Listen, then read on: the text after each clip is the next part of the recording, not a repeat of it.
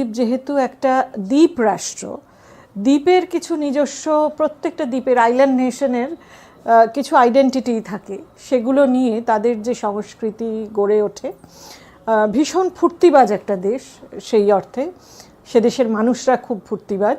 মানে ফুর্তিবাজ কথাটা ব্যবহার করলেই আপনি আসলে আমার মনে হয় যে সেই দেশের স্পিরিটটা ধরতে পারবেন।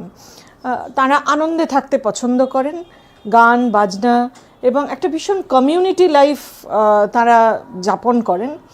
এবং এত টেকনোলজিক্যাল প্রোগ্রেস, গ্লোবালাইজেশন, এত অগ্রগতির পরেও এই যে যখন তারা একসঙ্গে, মানে মালদ্বীপের একটি বিখ্যাত বাদ্যযন্ত্র হচ্ছে বডু বেরু। বডু কথাটার অর্থ হচ্ছে বড় এবং বেরু হচ্ছে ড্রাম।